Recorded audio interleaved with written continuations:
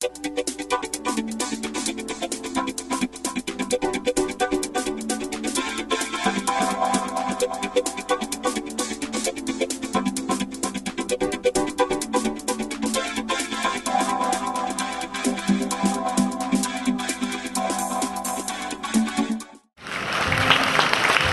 zvesta gostila Slovenija, Jezeršnik, vse postali posem pa danes verjetno prav kmalu.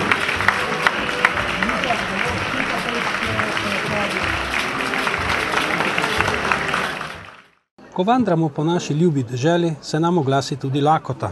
Le kam naj jo mahnemo, da bi napolnili naše trebuščke z dobro in okusno hrano ter za sprejemljivo ceno. Največkrat se pri tej izbiri opremo na ustna izročila, ki priporočajo to ali ono gostilno, restauracijo ali drug lokal. Po novem pa bomo pogledali samo nad vrata gostilne in če bo visel nad njo bakreni zvonec z napisom Gostilna Slovenija, potem bomo vedeli, da smo v pravi gostilni, kjer nas bodo sprejeli z družinsko gostoljubnostjo in pogostili s kulinariko in pijačami, ki so značilne za slovensko gastronomijo. Gostilne v Sloveniji so ena od sestavin naše dediščine in sodobne kulinarične razpoznavnosti. Stoletja sooblikujejo podobo gastronomske kulture in pomenijo pomembna središča družabnosti, uživanja ob dobrih jedeh in odličnih vinih ter za okolja, za sestanke, sprejeme in praznovanja. V pestrem razvoju in paleti okusov so se gostilne v Sloveniji razvijale kot značilne družinske gostinske dejavnosti. Njihovo poimenovanje gostilne je povezano z gosti in predvsem gostoljubnostmi, s katerimi jih vabijo gostilničarji k odkrivanju okusnih hišnih, lokalnih, regionalnih, slovenskih in mednarodnih jedi ter nazdravljanju z rujnimi vini. Obrtno-podjetniška zbornica Slovenije, sekcija za gostinstvo in turizem, je po 20 letih poskusov ponovno uvedla novo blagovno znamko Gostilna Slovenija za dvig prepoznavnosti slovenske kulinarike. Prva podelitev 8 priznanj je bila v gostilni na dvoru Jezeršek v Zgornjem Brniku. Moram vedeti, da sem izredno vesel, da je prišlo do prvih podelitev teh certifikatov Gostilna Slovenija, kajti projekt smo podpirali v Obrtno-podjetniški zbornici z vsem potencialom in seveda tudi se zavedali pomembnosti tega projekta. Na začetku želim tudi povedati, mogoče se tudi niti ne ve v toliki meri, da je nosilka projekta in nosilka blagovne znamke Gostilna Slovenija Obrtno-podjetniška zbornica in seveda njena zelo aktivna sekcija naših gostincev. Lepo je tudi, da je sekciji za gostinstvo in turizem uspelo sestaviti zelo dober pravilnik, sestaviti pravila igre. To pomeni, da tisti, ki izpolnjuje te pravile igre, lahko dobi ta certifikat, ki mu bo seveda v njegovem lokalu tudi dosti pomenil. Moram povedati, da smo sestavili tudi pravila igre glede uporabe znaka in aplikacij kolektivne blagovne znamke Gostilna Slovenija. Da je stvar inovativna, lahko si razlagamo tudi za tem, da se sosednje države in tudi države, ki znajo za ta projekt, začejo zanimati in ponosen sem, da je spet v Sloveniji tista ideja, prava ideja, lahko nekako takšna, da jo tudi prodajamo sosednjim državam. Več o tem projektu, vključitvi in pravilih pa je povedal član strokovne komisije za izbor ponudnikov blagovne znamke Gostilna Slovenija in soavtor projekta Janez Bogataj. Za vstop v to druščino Gostilne Slovenija, ki jo resnično razumem veliko širše od teh diplom, ki jih bojo ljudje dobili, pa izvestkov, pa tabel. Razumem predvsem z vidika enega psihiatričnega stanja v Sloveniji, ki je včasih malo čudno. In sicer, da bojo vsi prejemniki teh diplom v bistvu začutili neko pripadnost neki novi povezanosti. Da bojo začutili potrebo, da zdaj oni v tej druščini so kreatorji enega novega razvoja, tudi promocije in tako naprej. Zdaj smo v Sloveniji bili navajeni, turistično promocijo bo STO delal, gospodarsko promocijo, ne vem kdo, kulturno promocijo spet nekdo. Mi ne znamo, bi rekel, celovito skupaj stopati in delati en vdih in izdih, ki je potreben za take stvari. Zdaj, glavni kriterij za gostilno Slovenijo je kaj? Je ta, da se lokal imenuje gostilna, ne bifet, bufet, Route 69 in podobne stvari, ampak da se imenuje gostilna. Ne more biti to lokal, ki ima neko drugo ime. Povedal en primer. En gostilničar v slovenski Istri ni imel naziva gostilne. In smo mu rekli, vi se ne morete prijaviti. Je rekel, to je zame tako pomemben, se bom pa preimenoval. V enem dnevu je zrihtal na občini, da so mu registracijo spremenili. Zakaj to govorim? Ker pri nas na Slovenskem je za enostavne stvari zmeri treba komplicirati. In a zdaj bom mogel pa spreminjati, pa to so pa problemi, pa to je ne vem koga. V enem dnevu mu je tista občinska uradnica stvari uredila. In danes ima gostilno in je tudi uceljen in bo tukaj noter, ampak ga ne bom imenoval, ker ni to pomembno. To govorim zaradi primera, da se včasih da nekaj z dobro voljo enostavnega narediti. Potem kriterij je tudi lastništvo gostilne. Več točk dobiš, če nadaljuješ ali pa začenjaš z neko družinsko tradicijo. Potem, seveda, temeljna pogoja sta pa ponudba hrane in pijače. To je popolnoma logično. Pri ponudbi hrane mora biti 80% jedi, ki jih ponujaš na jedilnem listu in morajo biti seveda usklajene glede na letni čas. Mora biti 80% jedi hišnih, ne domačih. Včeraj sem bil na Gorenskem in so rekli, naše domače jedi si lahko odnesete domov, tam piše tabla, tako da sem fotografiral za forum, da bom pokazal še eno slovensko neumnost. Se pravi, hišne jedi, regionalne ali krajevne jedi in obče slovenske jedi. To so trije elementi, ki jih moramo z 80% v jedilnem listu pokrivati. Potem, seveda, ta hrana, kot sem rekel, mora biti usklajena z letnimi časi. Potem pa dve zelo, zelo pomembne stvari. Vsaj 3 proizvodi morajo imeti zaščiteno geografsko poreklo. Teh proizvodov je danes v Sloveniji že blizu 30.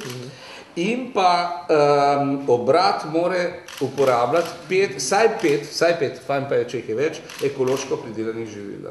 Skratka, to so zelo, zelo pomembni elementi, ki jih tukaj strokovna komisija pri ocenjevanju upošteva. Pri ponudbi pijač mora biti več kot 75 vseh vin, ki jih ponujaš, iz vseh 3 slovenskih vinorodnih dežel. Ali pa iz ene same, ni važno. Važno, da so iz naših vinorodnih dežel. Pa imaš pa lahko še kakšen Šato Ročil, če čaka. Ampak 75 mora biti naših. Nekaj podobnega velja tudi za sadne sokove, za vode, zažgane pijače. Skratka, vedno je tukaj poudarek na naših sestavinah. Med ostalimi kriteriji so pa potem zunanje ureditev gostilne. Recimo, če imaš ti en lokal, neko stavbo, ki je historična, komisija pogleda, kakšen je tvoj odnos do tega, ali ta historizem ti lepo peleš naprej, ali ohranjaš to dediščino, ali se pustiš naplahtati enemu nadebudnemu arhitektu, ki ti tam rostfraj na fasado napopa gor in podobne stvari. Potem notranja ureditev gostilne, zdaj seveda negativne točke se dobivaš, če imaš na mest luči kolo dvoza obešen, pa razno poljedelsko orodje po gostinskih prostorih, pa take stvari, se pravi ta nacionalni Disneyland, kot jaz temu pravim. Potem oblačilni videz strežnega osebja, zvočna oprema ambienta, tukaj dobiš točke, če imaš muziko ali pa če je nimaš, to je pomembno, ker danes je vedno več ljudi, ki grejo v lokal pa rečejo, prosim, ugasnite nam to glasbo, mi smo se prišli pogovarjati, to je bistvo gostilniškega, bi rekel, druženja, da ti malo komuniciraš z ljudmi, saj glasba nas napada že z vseh zornih kotov, od mestnega avtobusa do ne vem kje, vse, posod je neka muzika, posod neki brenči, včasih tudi sam sršeni, in tako naprej. No, potem so dodatne dejavnosti gostilne, ki prinašajo točke, se pravi, če se v gostilni neki sestanki odvijajo in podobne stvari, to je ena bogata tradicija, ki jo imamo na tem področju. In če gostilničar in njegova družina prodajajo tudi še kakšne dodatne izdelke. Tega je vedno več v Sloveniji, recimo, da neka hiša izdeluje marmelade, recimo v severovzhodni Sloveniji prodajajo bučno olje, na Primorskem oljčno olje, recimo, ampak seveda ne Gea, ne, ali pa ne vem kaj, neke take industrijska olja, ampak seveda ta limited edition, ne, najboljše je mogoče iz lastne njive, da imaš svoje buče in tako naprej. Skratka, ali pa recimo nekateri imajo izvrstne suhomesnate izdelke, pa mnogi gosti rečejo, jaz bi pa eno salamo za domov vzel, ne, zdaj, ali mi jo daš še časopisen papir pa v vrečko, ne, ali mi jo daš še v eno škatlico, ki imaš za to pripravljeno, ne, in takrat to dobi značaj enega produkta, ki ga lahko ustrezno prodaš. To je zdaj v povzetku tisto, kar je značilno za ta ocenjevalni list, a ne? In za zaključek naj povem samo to, da dejansko je treba zdaj ta voz temeljito tudi po strokovni plati skrbeti, da se bo peljal naprej. A ne? Obrtno-podjetniška zbornica je poskrbela za to tudi, da bo se ocenjevalo oziroma kontroliralo kakovost. A ne? To se pravi, to ni zdaj enkrat za vse in za vse primere, ne? Kot je na avtorskih pogodbah, ampak če nekdo ne bo ustrezal kriterijem, ki jih je sicer dosegel in dobil naziv Gostilna Slovenija, mu bo ta naziv seveda tudi odvzeta. In še ena podrobnost, mogoče zanimiva, če nekdo ne dosega kriterijev, mu strokovna komisija pove, kaj je negativno, se mu to sporoči, on ima možnost te kriterije dopolniti, jih prilagoditi, doseči tisto ustrezno raven, ki je potrebna, in potem ga komisija še enkrat obišče in če je vse tako, kot mora biti, potem to priznanje tudi dobi. Kriteriji za Gostilno Slovenija so torej znani in jih boste lahko tudi sami preverili. Nam je vseh prvih 8 prijemnikov tudi praktično na krožnikih pokazalo, kaj znajo pripraviti in zakaj so dobili to priznanje. Sline so se resnično cedile in okušanje tudi ni bilo slabo. Danes bo za predjed bo divčinska pašteta, za juha bo tam na skupni mizi bo bučkina juha, potem bo svinjska ribica z jurčkovo omako, drobnjakovi štrukli, za sladico bojo pa štrukli sirovi, ajdovi pa čokoladni. Ja, za današnjo slovesnost smo pripravili goveji jezik na rukoli z balzamično glazuro pa zaščiten musiram tolmincem. Potem imamo gobovo juhco, zato ker jesenski čas, pa to zdaj so gobice, pa čas prvih kolin je, za glavno jed bomo imeli koline, ki jih sami delamo, kravavice, pečenice, zelje, repca. To za sladico smo pripravili pa pehtranovo, pa orehovo potico. Priznanje Gostilna Slovenija pomeni prvič en malo večji dosežek oziroma še eno vzpodbudo za naprej, še za boljše cilje, pa da bomo čim več delali, pa da se bomo trudili, da bomo čim več gostom dokazali, kako je bilo včasih slovenske gostilne, tradicionalne, pa vse to. Kako v Gostilni Slovenija poteka družinsko izročilo gostinske dejavnosti, pa nam je povedal vsekakor najbolj znani hribovski gostinec Miha Ledinek iz Šmarne Gore. Ja, če bi začel razlagati, kako je to začenjalo se, pol je to 1 ura, 2 premalo. Ampak leta 1974, skoraj 40 let nazaj, smo šla ženo pa z 2 leta staro hčerko na Šmarno Goro za 2-3 leta. Potem pa življenje naprej spet v Ljubljani. Ampak ta Šmarna Gora nam je zrasla nekako pod kožo in zdaj smo tukaj, kjer smo. Delo na Šmarni Gori je zelo zanimivo. To ni samo gostinstvo, tle je še en cel kup zraven nekih dejavnosti, katere opravljaš in to meni paše. Verjetno paše tudi družini, drugače ne bi uspevali. In delo s temi ljudmi je tudi lepo. To ni gostilna v Ljubljani, pol ure pešhoje je strahotna selekcija.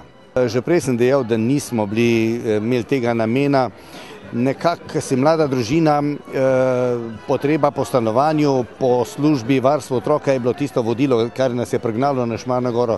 Ampak potem smo to delo vzljubili Šmarno Goro, kot sem rekel, šla nam je pod kožo v kri in zdaj smo temno. Zadovoljni smo, da smo do tega prišli, da smo dobili to blagovno znamko, ker tukaj so le neke točke, katere moraš dosegati in predvsem nam je to za dušo bolj.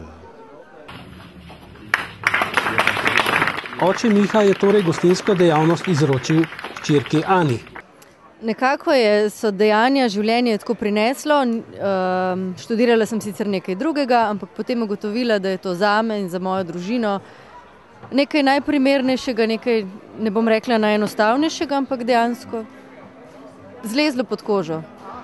Zaenkrat je to, da sem nosilec dejavnosti, še dokaj sveže, zato sem se odločila, da bom zaenkrat prevzela, se vpeljala tudi skozi tisto, kar prej nisem počela, čeprav sem že celo življenje nekako prisotna v gostinstvu oziroma v naši gostilni.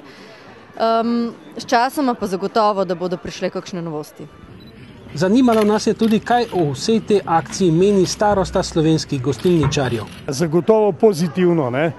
Gostilna Slovenija je pač projekt, ki vrača gostilni nazaj ime in imidž, ki ga je nekoč že imela. V Sloveniji je veliko gostinskih lokalov, vendar malo dobrih gostiln. Zato smo to akcijo sprožili, smo to akcijo povabili tiste gostince, ki izpolnjujejo pogoje.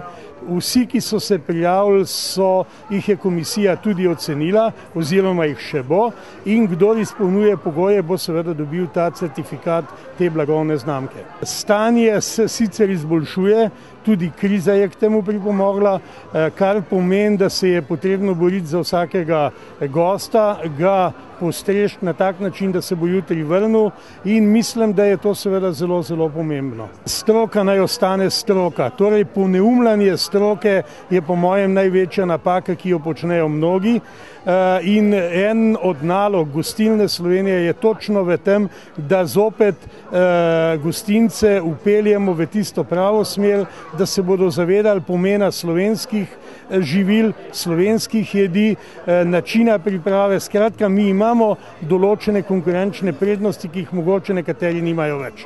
Promocija slovenske hrane je lahko uspešna samo, če so zadaj uspešni zaključeni poslovni projekti slovenske surovine, in ta smer dogajanja je tista prava, ki nas bo pripeljala do tega, da bomo tisto, kar sedaj nismo, prehransko varne.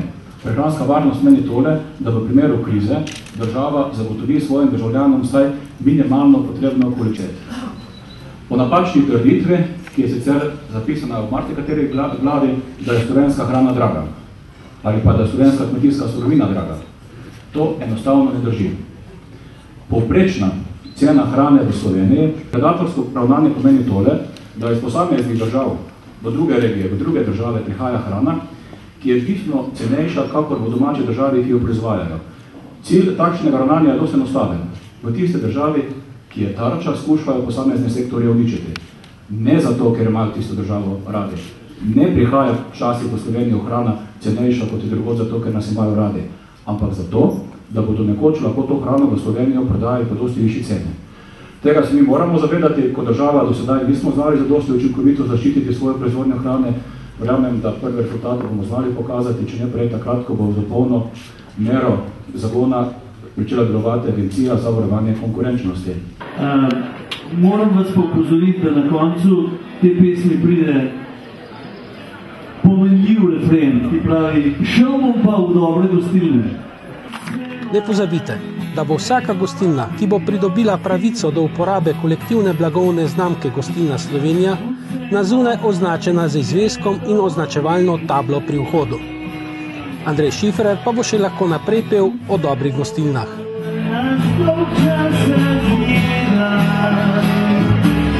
Preko